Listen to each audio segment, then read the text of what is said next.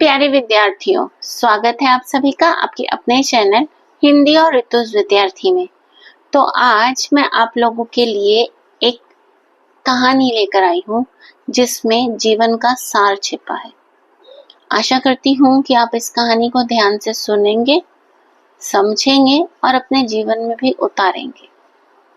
Video पसंद आए तो लाइक कीजिए, कमेंट कीजिए और अगर फर्स्ट टाइम आए हैं तो सब्सक्राइब कर लीजिए। तो कहानी इस प्रकार है कि एक बार एक राजा था। वह वन में निकला शिकार करने के लिए। अब वह रास्ता भटक गया।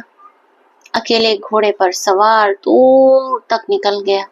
जब वह रास्ता भटक गया तो उसे लगी प्यास। अब उसके पास तो अपनी बोतल थी, उसने बोतल निकाली और पानी पी लिया। पर बेचारे घोड़े के लिए क्या करता।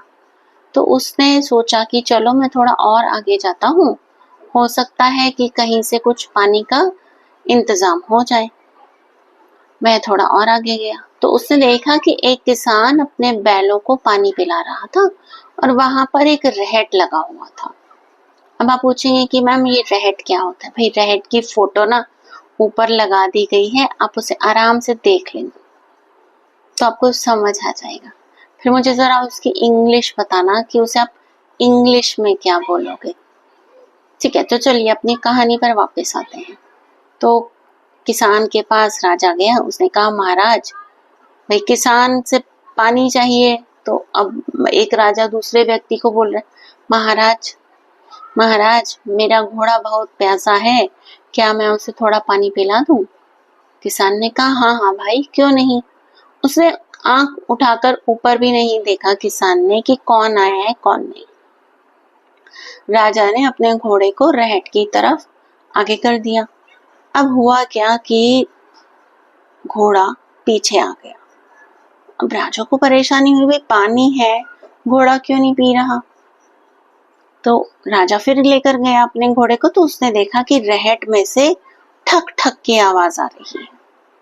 अब उस ठक ठक की आवाज से घोड़ा डर रहा है। तो राजा ने पूरी परिस्थिति को समझा और किसान के पास गया और किसान को बोला कि महाराज, अगर आप अपने बैलों को रोकने के लिए कहेंगे तो मेरा घोड़ा पानी पी लेगा। तो किसान ने कहा गर्दन उठाकर, ओ महाराज नमस्कार, देखिए अगर मैं बैलों को रोक दूंगा तो पानी कहाँ से निकलेगा। तो आप अपने घोड़े को कहिए कि ऐसे ही पानी पी ले। अब राजा को पानी चाहिए था घोड़े के लिए। उसने किसान से बहस करनी उचित नहीं समझी और वह उठा और फिर घोड़े को लेकर गया। फिर घोड़ा डरकर वापस। फिर राजा ने हिम्मत नहीं हारी, फिर लेकर गया। फिर घोड़ा वापस। 5वीं 6ठी बार तक ऐसा ही होता रहा, पर 7वीं बार में घोड़े ने पानी पी लिया। अब जब घोड़े ने पानी पी लिया, उसकी प्यास बुझ गई। अब राजा किसान के पास आया और उसे धन्यवाद देने लगा। तो किसान ने उसे कहा महाराज, मुझे आपसे एक बात करनी है। राजा डर गया। उसने कहा पता नहीं क्या बात करनी है, क्या पता पानी के बदले में मुझसे कुछ मांग ले। उसने कहा चलो देखते हैं, सुनते हैं क्या कहता है। तो किसान ने अपनी बात कहनी आरंभ की।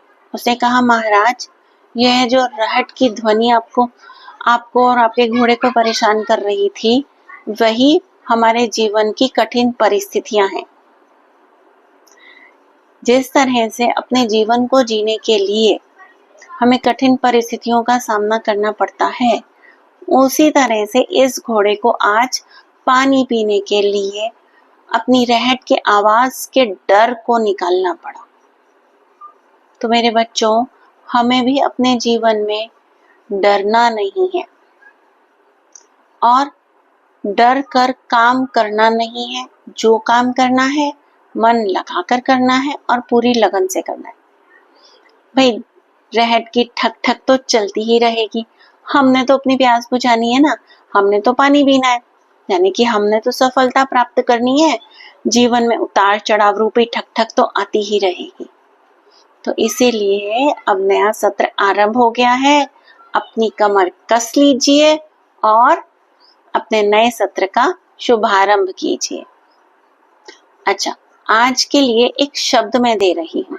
शब्द है अविचल। बिल्कुल कहानी में प्रयोग नहीं हुआ है, पर कहीं ना कहीं कहानी में इसका प्रयोग हुआ है। आपने मुझे बताना है कि कहानी में उसका प्रयोग कहाँ हुआ है और अविचल शब्द का अर्थ क्या होता है। मैं भी तो देखूं कि मेरे बच्चे या मेरे दर्शक अविचल शब्द का अर्थ जानते हैं या नहीं। चलिए, बस आज का वीडियो यहीं तक। अपना ध्यान रखिएगा और हाँ, खुश रहिए और खुशियाँ बांटिए। Bye bye.